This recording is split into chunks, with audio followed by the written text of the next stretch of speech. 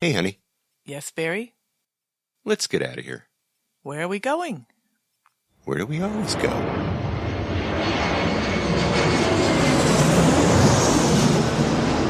Fascina el viento, este ritmo de palmas, sin naturaleza, hasta encontrar la playa. Por eso grito al mundo, yo soy de Puerto Vallarta. Samba de Puerto Vallarta, noche de arrullo en el mar. Samba de Puerto Vallarta. Hello, fellow travelers, and welcome to this episode of the Puerto Vallarta Travel Show. I'm your host, Barry Kessler, and I'm just so happy to be introducing you to my favorite vacation destination. Maybe it's even yours. Maybe it will be one day. And that's Puerto Vallarta, Mexico. That music you're just listening to is performed by Alberto Perez. And Alberto is the owner of the Lapa Lapa group of restaurants here in Puerto Vallarta. The Lapa Lapa and the Vista Grill and the El Dorado restaurant are right on the south side of town, on the beach, and just south of the Los Muertos Pier. And for those of you who are looking for a little romance under the stars, well, the El Dorado has this romantic dining experience. And you call ahead, you ask for the romantic dining experience package, or you can actually, I'm pretty sure you could just walk right up and ask for it too. Now, imagine this, following a candlelit walkway to a private table at the ocean's edge, and surrounded by tiki torches, you're sitting at a candle-lit table right there. I mean, it's the flame of love, ladies and gentlemen. Your toes are in the sand, and you're dining on a 5-course gourmet meal created especially for you and served with personalized attention to you and your every wish. Yeah, you can have that if you come to the El Dorado. But first, you have to head for Puerto Vallarta, Mexico, folks.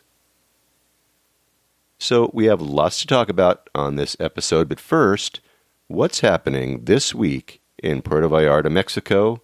It's May 7th, 2017. Now, we're in the second week of the Vallarta Azteca International Folklore Festival, where there are some 700 dancers from around Mexico and Colombia and Chile and Peru, and they've come to Vallarta to participate in this event. It's running from April 27th through May the 7th. And they have concerts every night, or each night, at the new outdoor main stage right next to the Sheraton Hotel, commonly known as the volleyball courts, or the athletic fields there behind the Sheraton.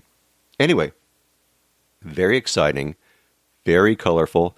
The outfits and the costumes are just so beautiful. And the dancers, elegant. Broad smiles on the dancers. It's heartwarming. It's inviting. It's terrific. And the music is beautiful as well. They're the best dancers in all of Mexico and Latin America. So, yes, there's lots of great things still happening here in Puerto Vallarta. It's never a dull moment here. And speaking of never a dull moment, preparations are being made for Restaurant Week, beginning on the 15th of May and lasting until the end of the month. Restaurant Week is, well, it's a wonderful time to enjoy some of the more pricey restaurants for very reasonable prices. As an example, on the 15th of May, I'm going to be at the Barcelona Tapas restaurant with Gary Beck and Gary's Groupies. And we are going to be enjoying our Restaurant Week menu over at Barcelona Tapas. And let me give you like a little example of what this menu might look like. They're going to have an appetizer and salad.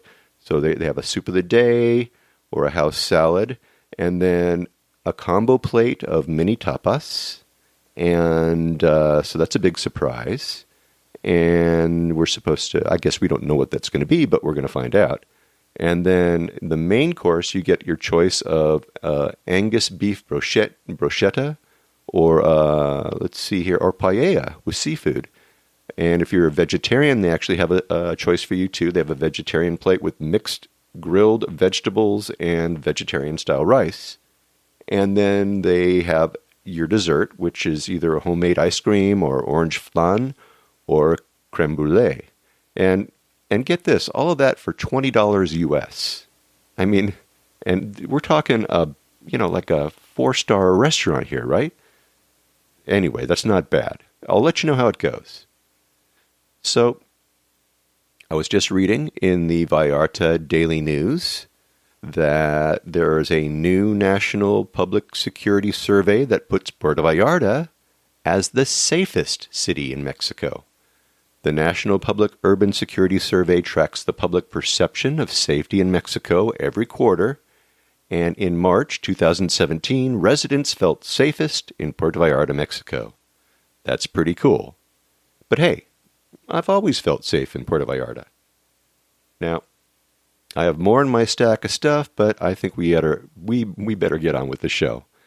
I wanted to get JR on to clear up and to talk about some of the places and some of the topics that we've covered over the last couple of episodes of the show.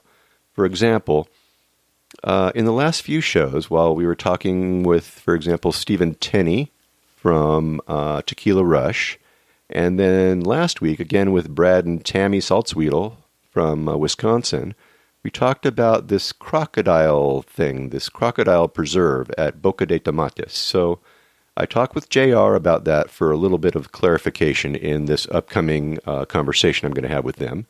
And then a couple of weeks ago, Eduardo Solarzano, that's my photographer, he talked with me about the minimum wage. I was talking with him about it, I should say, and JR wanted to talk about that with us too.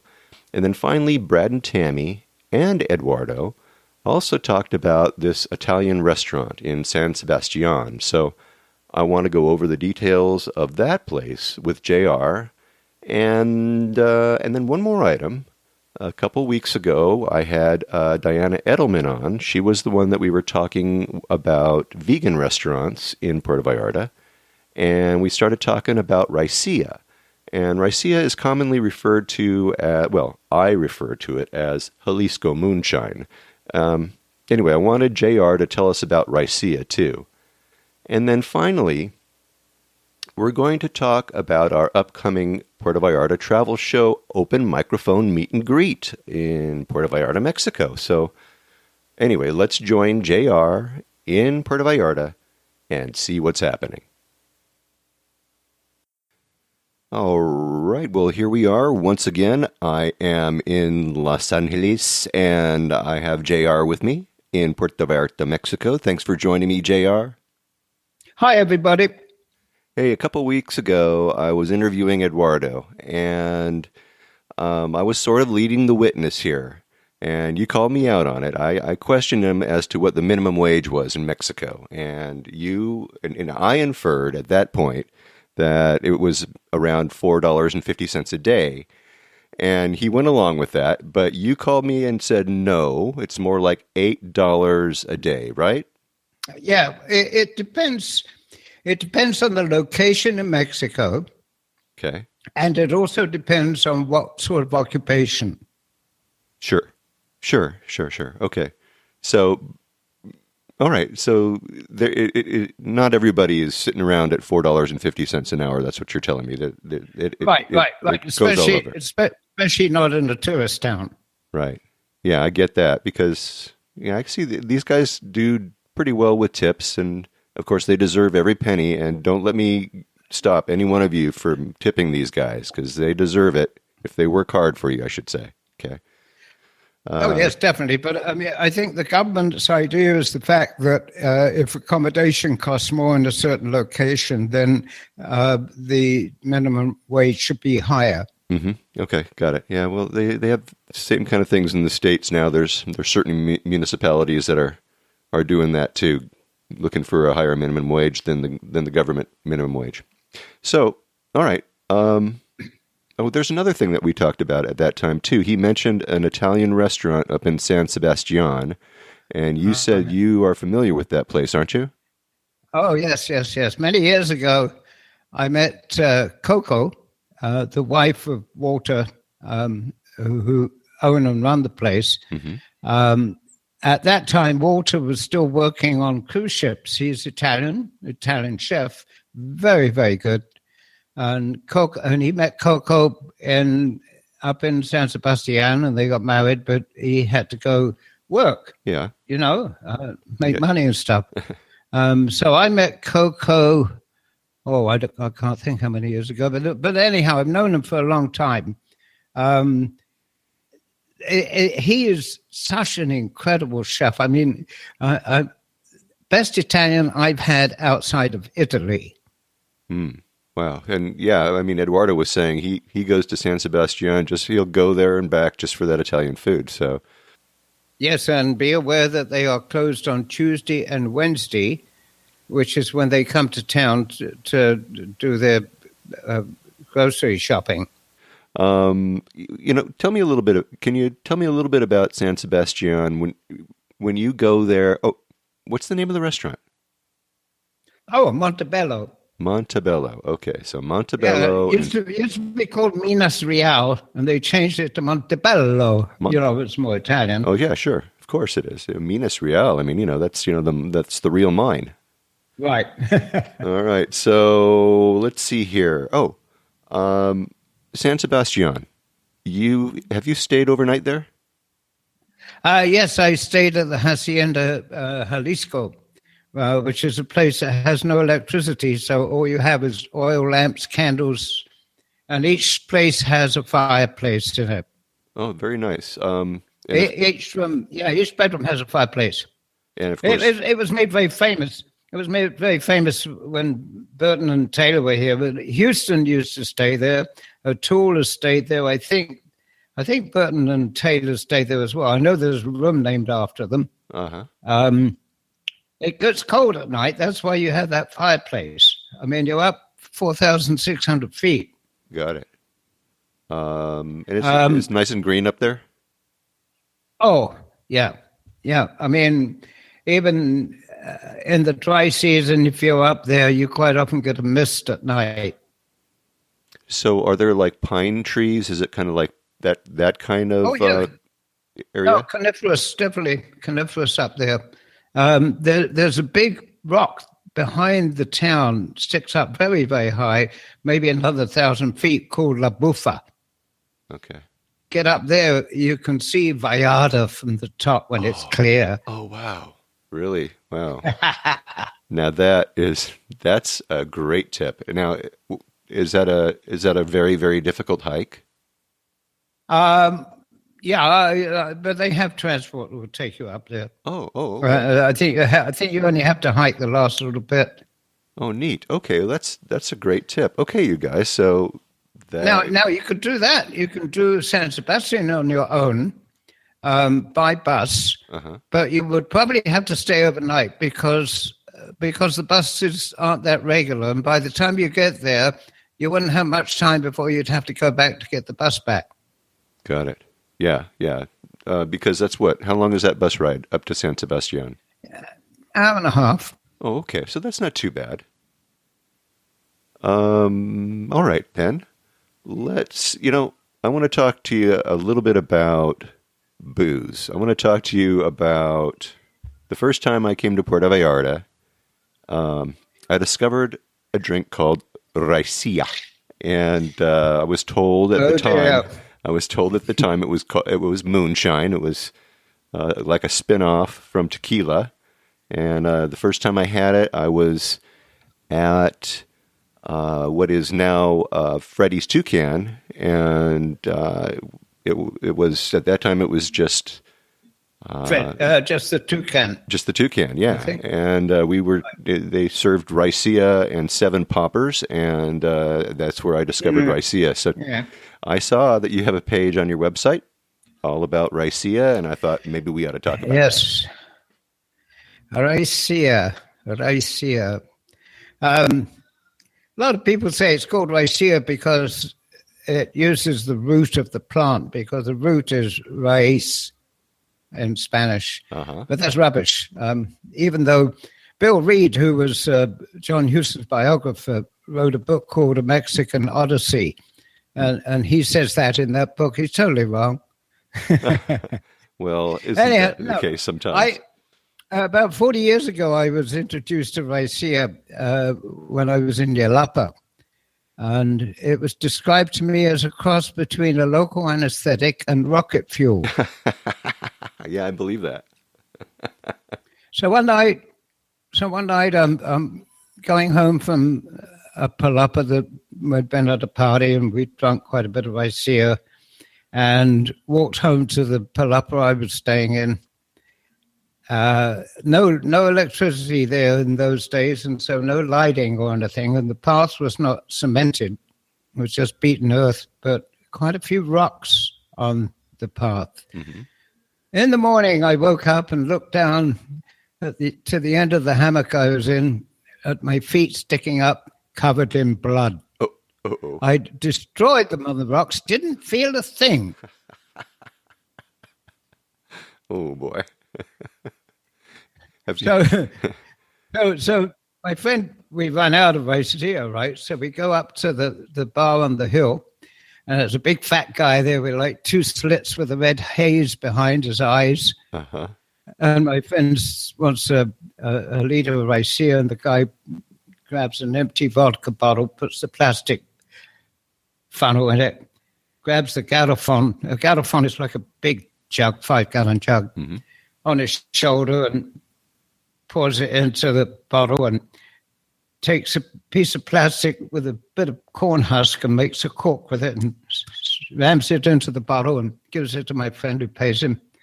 My friend holds up the bottle, and there's a fly floating around inside the bottle. And he says to the guy in his very poor Spanish, "What's that fly doing in my bottle of Raicilla?" And the guy turned around and said, "Es muy contento." He's very happy. Man, well, that whatever is in that Raicilla is going to kill whatever was on that fly. That's for sure. Anyhow, Raicilla is similar to tequila in the fact that it's a mezcal. Tequila is a mezcal as well, but mm-hmm. tequila is a mezcal made only from the blue agave.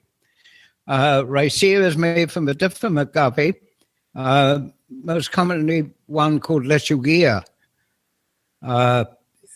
The thing with Raicilla is, of course, it was moonshine. It's only recently been available commercially. Oh, okay. So it is available much lower alcohol content. There are a lot of stories. I got to tell you a story about a friend of mine who went to get some Raicilla back in the old days when you had to drive quite a distance and then hike up a hill and everything. Yeah, I had to go see the gods. And get up there in the hills and go find the Raicilla god. I'm off to see the Raicilla man. I'll see you guys later. Come look for me if I don't come back in 2 days, right? Anyhow, so they get to the place where they're brewing it, and they got like a big clay oven. And what they do, they take the piña, which is like the bowl. They cut all the spiky leaves off, and there's the piña. They chop it up. They stew it. They then bake it in an oven. Huh. And at the top of the oven, there's a little hole, and above the hole is a metal spoon, which is being fed by pieces of bamboo coming up down from the river with cold water. Huh. And underneath the spoon is another little piece of bamboo cut out to catch the drips. And a guy goes up on top of the oven and he takes a teaspoon and he catches a couple drips coming off the big metal spoon and spits it out, because the first few bits of distillation are basically ethyl alcohol. Uh-huh. But then when it tastes okay, you say, okay, good. And you take a spoonful and you toss it. And if it evaporates before it hits the ground, it's a good batch. Huh.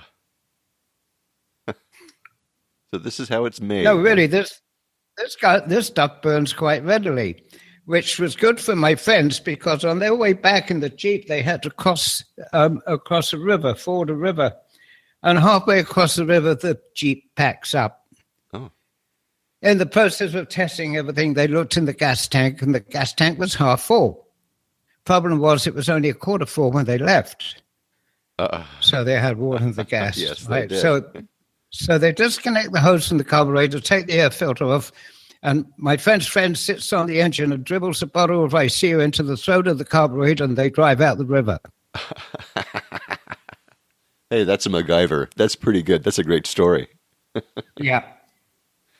Oh, boy. Okay, but now it's legal, and it's actually they have documentation similar to tequila that you can't call it Raicilla unless it's grown within a certain area.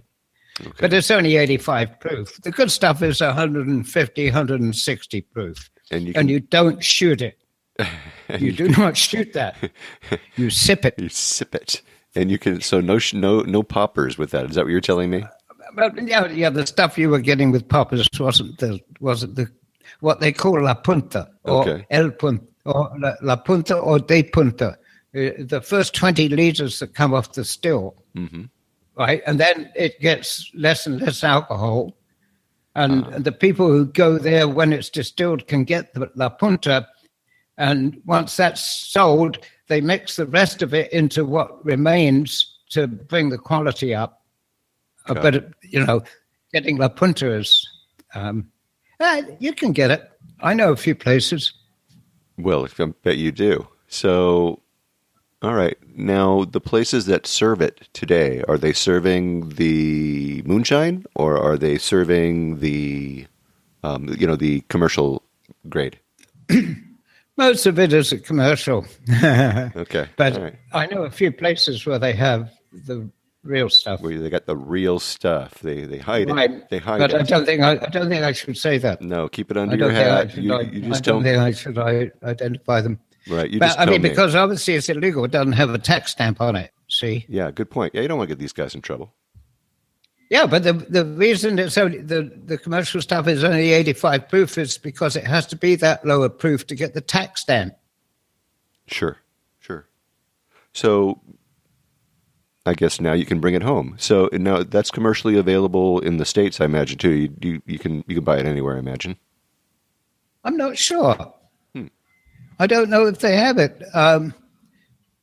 I haven't been to the States for many years, so you're asking the wrong person. Well, I guess I am. I guess I'm going to have to look. Well, we could all go online and see if it's available. Of course, nobody ships it. Yeah, I'm sure. But yeah. I've just never looked. Yeah, interesting. All right, well, very cool. All right. Well, thanks for filling me in on Raicilla. That is just totally local to the area of Puerto Vallarta. Oh, yeah. Is it not? Oh, yeah. Yes. It's totally local to the area. Very commonly was made in Chicala, between Yalapa and El Tuito. Okay. All right. So there you go. So you have your national drinks, and then you have your your local drinks, and that's Raicilla. All right. Now we were talking a little bit about the crocodile. Those crocodiles. Is it a preserve? What's going on over there? Oh, out by Boca de Tomates. There's a crocodile preserve which is run by the Universidad de la Costa, Guadalajara, which is the university is actually in Ixtapa, a little bit east, and the preserve is there to study the crocodiles and protect them at the same time. I actually went out one night with a couple of friends of mine, and the local guide I knew, and the guys from the university. And there's like a little lagoon which is covered by mangrove. We got in this little metal boat.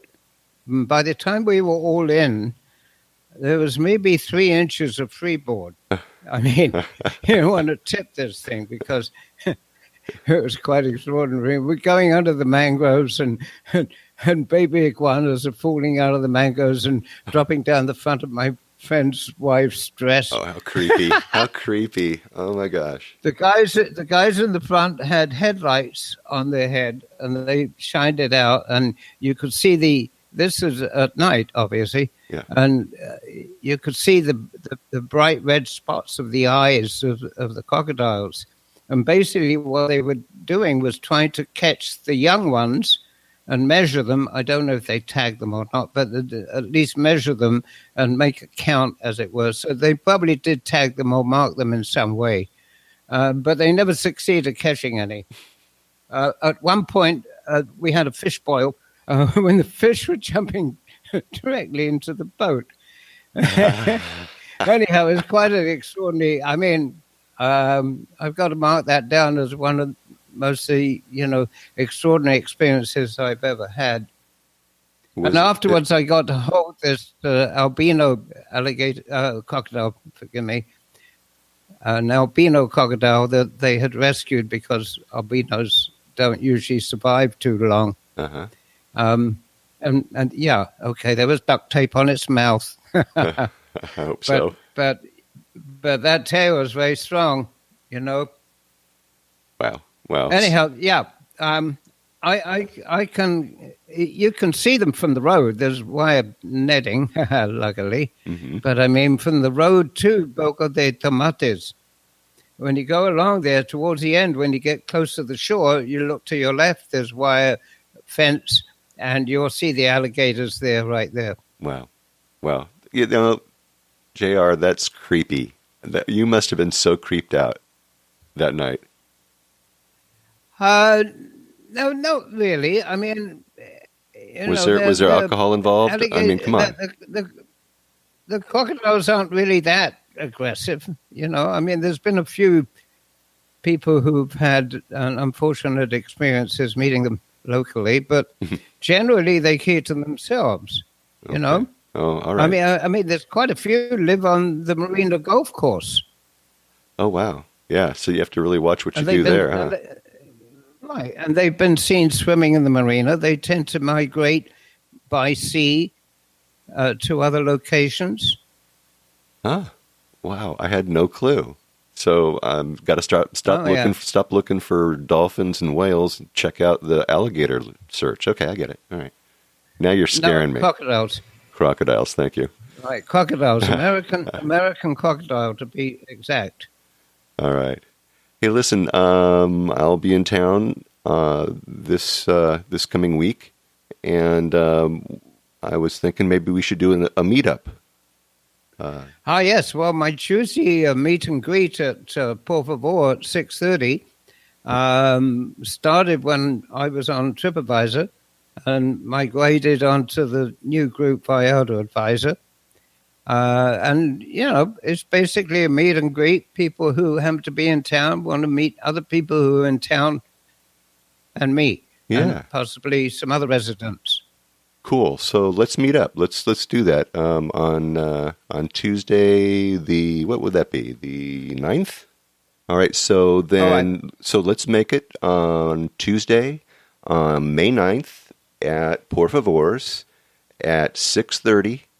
And we'll have the regular meet and greet that JR usually has there, and we'll just bring our microphones. And if you are in the area, you want to stop by and tell us what you're doing in Puerto Vallarta, tell our listeners what you're doing in Puerto Vallarta, why this is a great opportunity, wouldn't you say?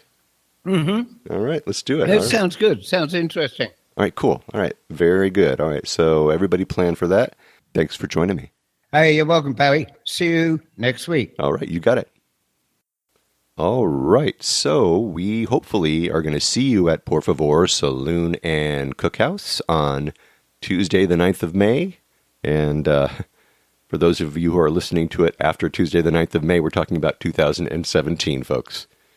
Anyway, this next interview that I have coming up is really special for me. I love this restaurant. It's called Una Familia. Now, Deborah and I were walking along the Malecon one day, and we decided to kind of take a little trip up Libertad because there was an OXXO. Now, an OXXO is like a 7-Eleven. They're almost on every corner here in Mexico. And so we went in to, pick up a couple of things over on Libertad, and we were approached by a man with menus in his hand. And if you've been to Puerto Vallarta or you've been, anywhere where there's lots of restaurants along, a walkway, it's not unusual, and it's not an unusual sight here in Vallarta, especially along the Malecon, to be approached by someone trying to entice you and trying to get you to try, their restaurant. And it's not unusual at all. So he pointed up the street to this little restaurant and said, "You got to try this place." And he told me that we wouldn't be disappointed. And, we were hungry. So we looked inside, and it looked like a pleasant enough spot. It was small. It was a small place. So we sat down, and we were served right away. And there was a couple sitting right next to us, and they were enjoying, it had to be like the biggest seafood platter that I had ever seen. I was looking at this, and I was trying to figure out how they were going to finish it. And they were actually offering parts of their food to a couple that was sitting next to them. So there was more than enough food for these people. There was another couple. They were eating a shrimp dish that looked really yummy. It turns out it was called cardinal shrimp. And then the other was enjoying a salad and guacamole and chips. So, this looked like a good enough spot. We started off with chips and guacamole, and it was delicious. And I ordered the arrachera, it's like hanger steak. It's like flank steak. And it came with beans and rice. And Deborah had a salad. And everything was delicious. The special dish that they make here was the one I mentioned earlier called cardinal shrimp. So just keep that in mind. But they make a great aguachile, and they have wonderful flavors. It's really, really a wonderful little restaurant. Their menu is really big, and there's just so much to choose from there. It's vast.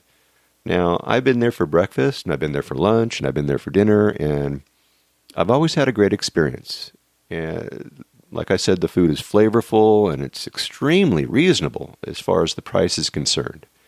The waiter comes around, and he actually tops off your margarita with extra tequila, just in case it's not enough, which to me is pretty remarkable.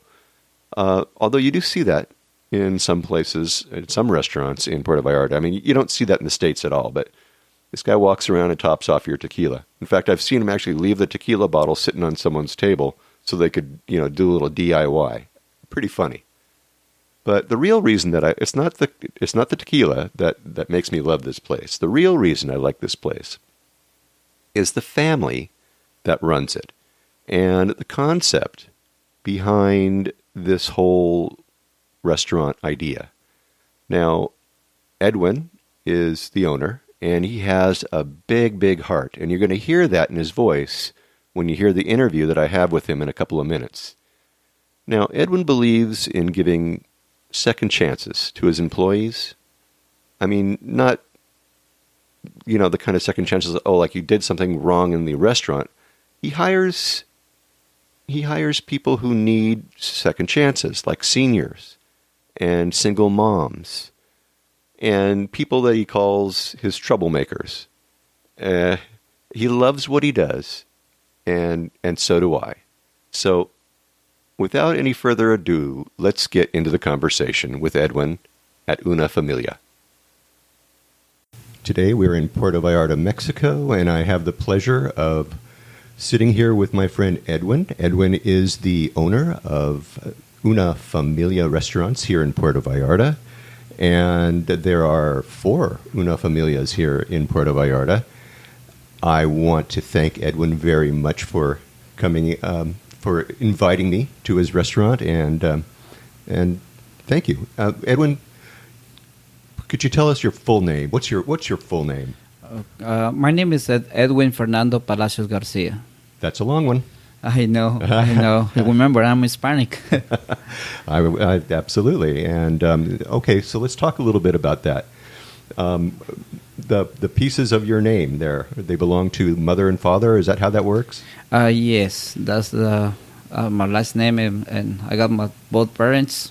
They're not here with me now, so I'm from Guatemala. Oh. Okay. Yeah. My mom, she is in United States. My father, he just passed away. Oh, I'm sorry. So, but I'm here now, with my present family, my wife and my sons, Fantastic. my kids, and now the family is bigger and bigger, grandsons. Yeah, congratulations. That's great. Thank you. Well, let's talk a little bit about your restaurant, Una Familia. First of all, I just want to say that every time I walk into one of his restaurants, the food is always it's just right. I mean, I never have any complaints. I go into some restaurants and sometimes they get it wrong, but these people seem to always get it right. Breakfast, lunch, and dinner. And I got to say, I mean, that's one of the reasons I'm here, Edwin. So thank you very much, Barry. And I really want to appreciate your comments because we're trying to do the best we can here. Like I say to everybody, maybe the big reason is because here we're cooking with passion and love, and you have a lot of options here in Puerto Vallarta. Lots of options, and especially you guys, you choose Una Familia, so we have to do the best we can. Absolutely.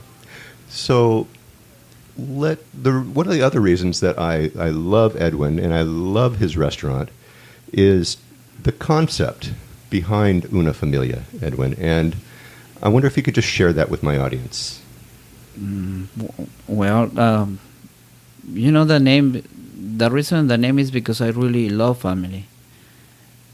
And if for sure is, if you're okay with your family, everything is going to be okay. If you can have any kind of problems, any economic, personal, everything, but your family is with you, you can be the more stronger and powerful man, Una Familia is basically about familia.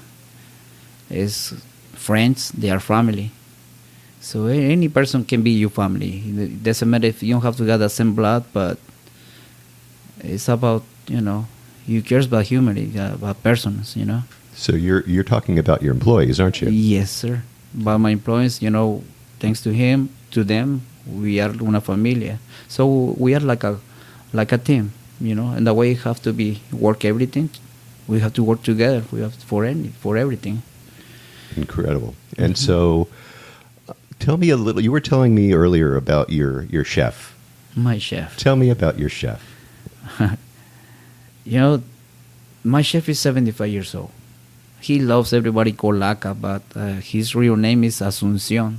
He's from Acapulco, but he just moved here to Puerto Vallarta maybe 40 years ago, and he's been working in the best, many years ago in the best restaurants in Puerto Vallarta, like Le Bistro, like Casablanca, those kind of restaurants. He told me about it, but when he come in here, he makes magic with his food. I mean, we customize some dishes here thanks to him. He like playing around with flavors.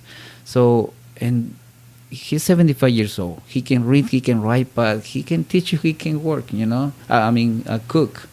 And that's everything that everybody likes about him, And plus he's one of the, like a simple guy, and that's what we do here. He's always happy. He's got a smile on his face. He's always happy because in the way we're thinking here is life is only one, and we have to enjoy it day by day because that's what we have to live in. Plus we got a job. That's the more important, Right on, Edwin. That's right. So tell me about your servers and the people that you hire. I come up with this idea because I got, like I told you before, my experience. So what I do here is we hiring some troublemakers. I call my troublemakers. Some young and teenagers, sometimes they don't have supporting home, or sometimes they have to do things to get money. But I think everybody deserves a second chance. Somebody give it to me, so what I deciding I pass around now. And now we hiring some my troublemakers. That's what I call. We hiring some single moms too. Moms, some people they go to United States or Canada, they never come back. They forget about their families. And seniors is especially seniors. If you notice, it's really hard to hire in seniors now. So I don't mind. I think everybody deserves a second chance, and especially if we have family, we have to find a way how we can support families. Wow. So Edwin, those troublemakers are really, really good waiters, I got to say.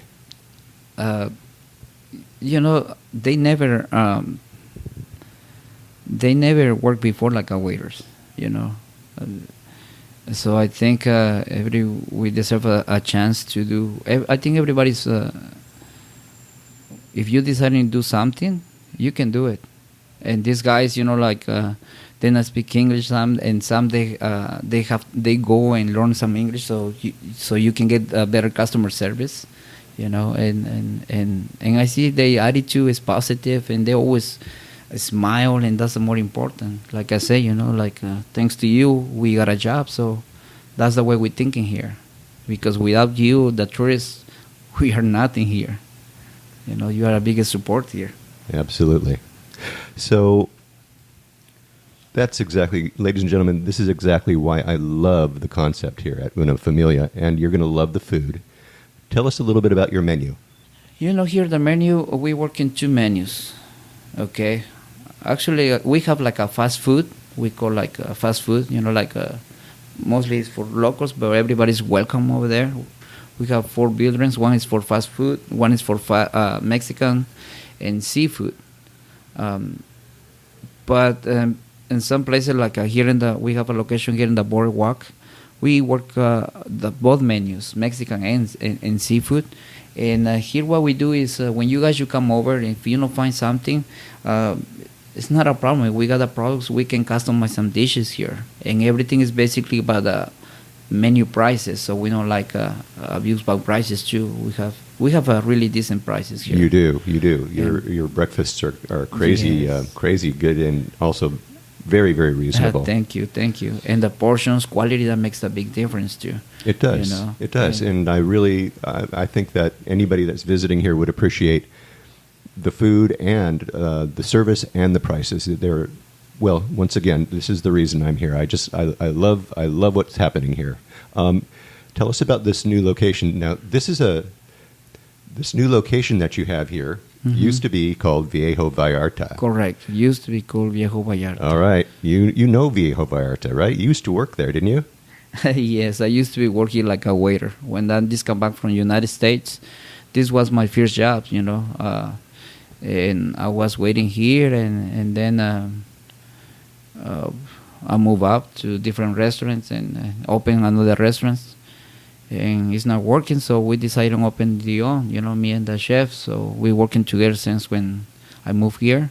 The chef and another 2 single moms, and you know, no matter which location you go, we still got the more important, you know, the flavor, the season, and that's very important, you know, for when you open some different kind of restaurants. And now you've got a view. Yes, You have the most beautiful view right here, I would say, right on the Malecon. And I'm looking out right now. I'm looking out right at the Bahia de Banderas on a beautiful clear day. And you could see whales playing out there if you get lucky. And man, you really, really found a nice place. So everybody that's listening, come to Una Familia. Check out Edwin's place. He has 3 locations. Can you tell us? Now we know that the one here is it's above, what is it? Murphy. Irish Murphys. Irish Murphys. So it's on the 3rd floor, and so you know, bypass that Irish Murphys. Keep on going up the stairs and get right over here to Una Familia. The other locations are where? Liberty Street is in 173.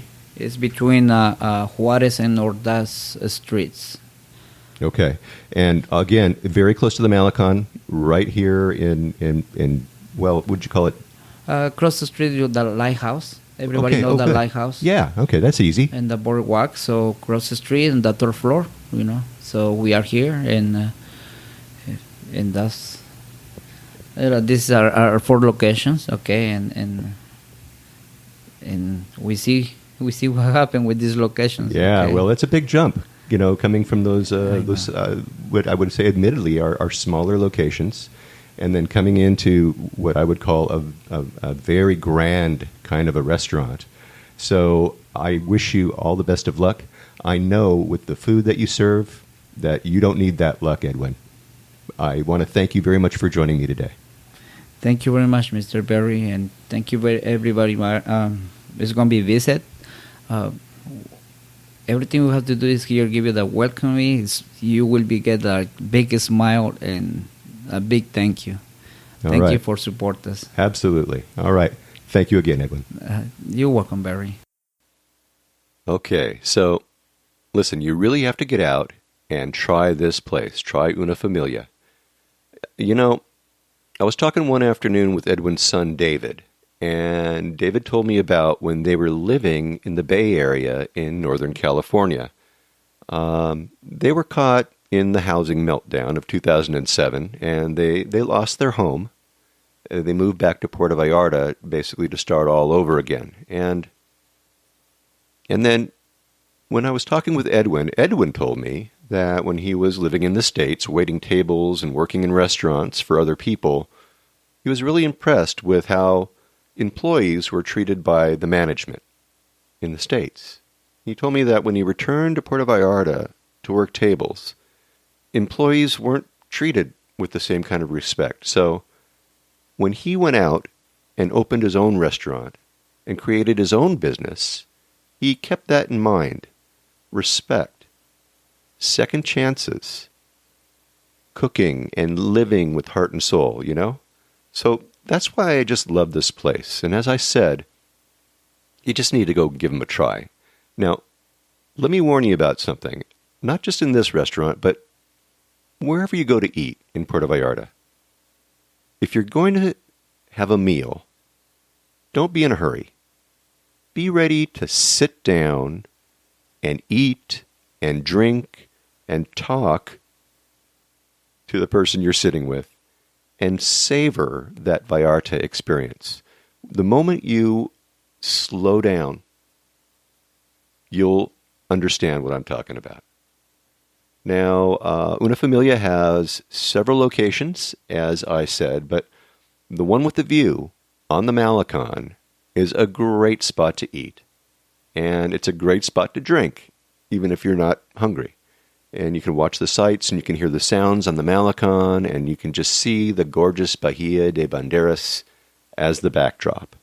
And, you know, it's for Edwin, it is a sweet, sweet experience to be working and to be running a restaurant that when he came back from the States, he was waiting tables at. And it's pretty remarkable. So go on and support this restaurant. I'm serious, you guys. Check it out. You will be really, really, really happy that you did. All right, well, that should do it for this week's show. Next week, stay tuned for more on-the-ground reports from Puerto Vallarta. Now, until then, remember that this is an interactive show where I depend on your questions and suggestions about all things Puerto Vallarta. If you think of something that I should be talking about, please reach out to me by clicking on the Contact Us tab and sending us your message. And remember, if you're considering booking any type of tour while you're in Puerto Vallarta, you must go to vallartainfo.com, that's JR's website, and reserve your tour through him, right from his website. Remember, it's a value-for-value proposition, my friends. His experience and his on-the-ground knowledge of everything Puerto Vallarta in exchange for your making a purchase of a tour that you do anyway. You're just doing it through him as a way of saying thank you. Thanks, JR, for being our guide. It costs no more than if you were to use someone else, so just do it. Really. And when you do take one of those tours, email me about your experiences. Maybe you can come on and share with others what you liked or maybe what you didn't like about the tour. Again, contact me by clicking on the Contact Us tab and sending off a message to us. And once again, if you like this podcast, please take the time and subscribe. Give me a good review on iTunes if you would. I made it really easy to go right to my website and check it out. Anyway, that way we can get the word out to more and more people about the magic of this place, Puerto Vallarta, Mexico. So, thanks to Edwin of Una Familia Restaurants in Puerto Vallarta. Thank you, JR, for talking about crocodiles and Raicilla and Italian food and all that other great stuff. Anyway, you can check out the photos of all of this all of my show notes where you're going to find links to everything that we talked about in this show. You're going to find that at www.puertovallartatravelshow.com. So, thanks to all of you for listening all the way through this episode of the Puerto Vallarta Travel Show. This is Barry Kessler signing off with a wish for all of you to slow down, be kind, and live the Vallarta lifestyle. Nos vemos, amigos. Samba de Puerto Vallarta, noche de arrullo en el mar. Samba de Puerto Vallarta, noche de amor junto al mar.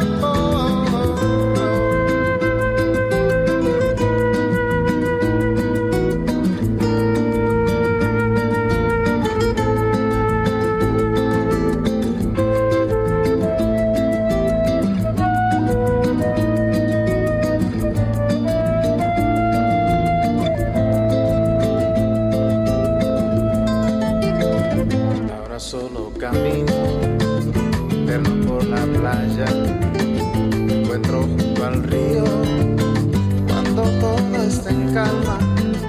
Pronto cae la noche, me brillas Puerto Vallarta. Samba de Puerto Vallarta, noche de arrullo en el mar. Samba de Puerto Vallarta, noche de amor junto al mar. Oh, samba de Puerto Vallarta.